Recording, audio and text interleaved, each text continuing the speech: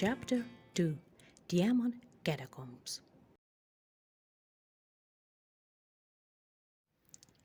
We arrived at Diamond in the late afternoon. Since the parking lot for tour buses was located quite far from the museum itself, we had to walk another 15 minutes to get to the place. On the way, the guide told us that once upon a time, Diamond was a colossal city, the center of trade and commerce, culture and education. But there is only one building that has been preserved until now, the Diamond Catacombs, a multi-level system of underground labyrinths and premises located under the ancient temple of Diamond. While some tunnels were investigated quite well, most of them were part of the excursion route. The greater part of the underground catacombs remained unexplored and closed to visitors. A part of the closed premises was in disrepair and was unavailable for sightseeing due to the threat that floors might collapse. The museum complex Diamond Catacombs was located in a large field. Its above-ground part consisted of a large ancient temple. The structure of the temple resembled two truncated prisms of different sizes set on each other. The building was bulky and carried no elegance in its structure. However, when I looked at it, my heart got shackled with reverent horror I couldn't contemplate, and I thought that probably that was the kind of effect the building was supposed to have on you. There were offices and servant premises on each side of the building. They were located very competently and neatly, so that there was a sizable free area where visitors could admire the magnificence of the temple. The territory of the museum was fenced, and there were several security points and surveillance cameras along the perimeter. It was crowded at the catacombs entrance. Several excursion groups were waiting for their queue to come in. Our guide went to the museum administration building while we stayed outside with the rest of the tourists awaiting the next set of instructions. Gladys studied the temple building with an appraising look, then winced and yawned.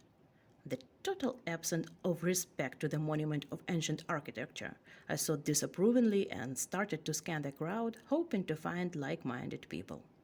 I believe I couldn't have been the only one able to appreciate the impressive forms and special spirit of the historical marvel we were about to visit. Fortunately, I found a few faces with eyes full of awe and respect, and reassured and satisfied, I was about to go back to admiring the temple building when suddenly it hit me that I didn't see Dean anywhere. Actually, it was hard to miss him. Dean's thick black curls, rising 185 centimeters above the ground, always made it possible to accurately recognize his image even in very crowded places and at a great distance. What made Dean's figure even more noticeable was his signature black leather biker jacket, always unzipped, regardless of air temperature and wind speed. Just in case, I scanned the crowd at the entrance to the catacombs again, and not finding Dean this time too, I began to worry. For some reason, the first thing that came to my mind was the thought of the tunnels closed due to the danger of collapse. The abilities to get involved in wacky stories and find adventures out of blue were no less significant distinguishing features of Dean as was his ability to quietly move around the creaky floor. When I added to this his adventurism and passion to explore anything protected by the signs forbidden and do not enter, my brain, blessed with good imagination, immediately painted a clear and detailed picture where a weak and barely breathing Dean lay under a pile of heavy stones and had no hope to ever get out of there. The picture turned out so realistic that I got seized with real horror. Frightened, I hastily turned to Gladys and asked, "Have you seen Dean?" Obviously not sharing my concern, Gladys indifferently nodded toward the smoking area. "There he is, with Caleb." I looked in the direction of Gladys's nod and saw Dean theatrically blowing out a ring of smoke while Caleb was studying the toe cap of his right sneaker. Oh, I sighed with relief, which, however, soon gained a bit of concern and disappointment. Did my overreaction mean that I cared about Dean much more than I should?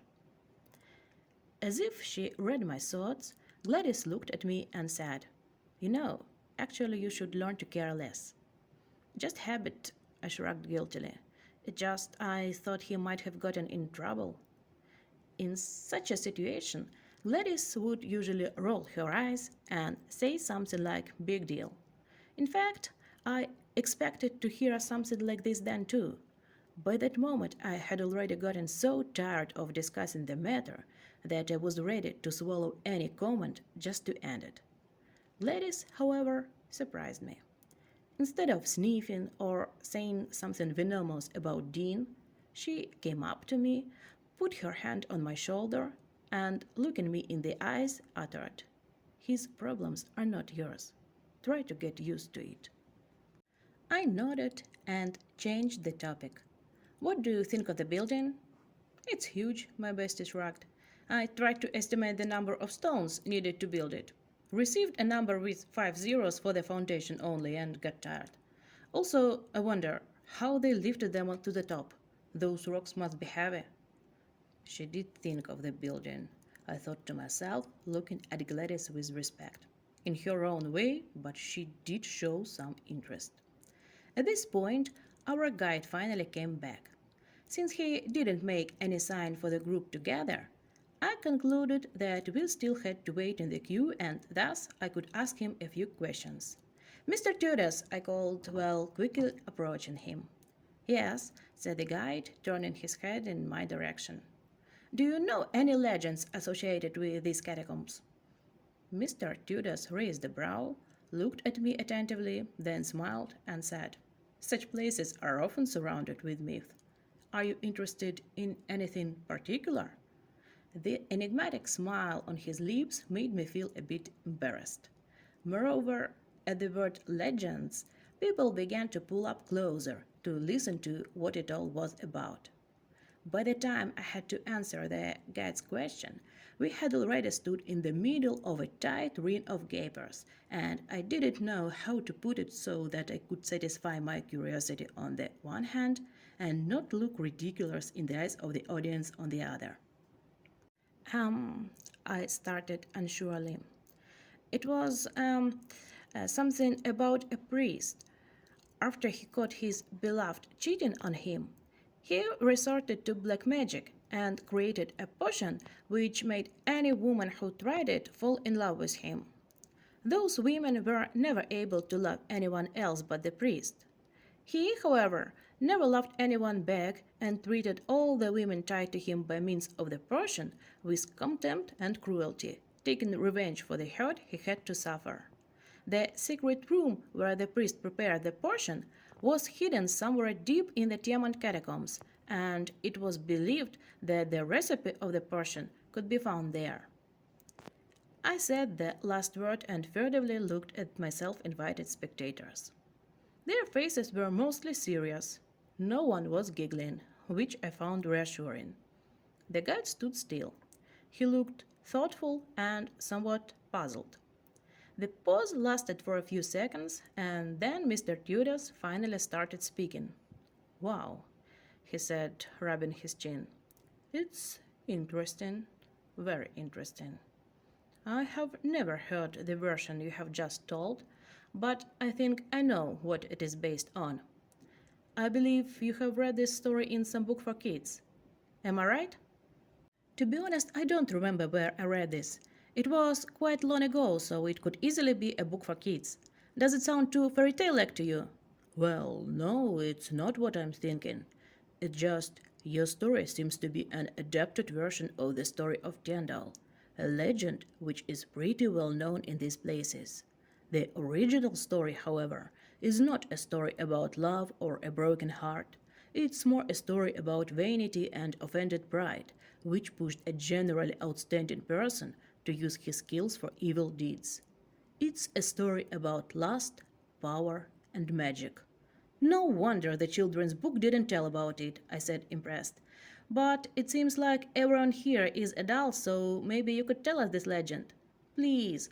Moreover, as I understand, it is connected with the Tiaman catacombs, so it's kind of on the topic of our excursion. I looked at Mr. Tudor pleadingly, and so did the rest of his listeners, leaving him no chance to refuse. After hesitating for a few seconds, Mr. Tudor looked at his watch and said, "Okay, but I'll have to keep it short. Otherwise, we risk missing our cue to enter the catacombs." "Just don't leave out the spicy details, please," said Gladys, who God knows how appeared behind my back. The crowd around us bursted into laughter, and even Mr. Tudor smiled. I, however, looked at her disapprovingly and hissed, "Gladys!" "Well, Tara, don't be a bore," she whispered back without any sign of being sorry. "That pile of old stones has been there for ages and could wait for another half an hour, while the story about sex and magic seems to be fun to listen to. And this person is my best friend," I thought with resentment, and having sighed without sound, I got ready to listen.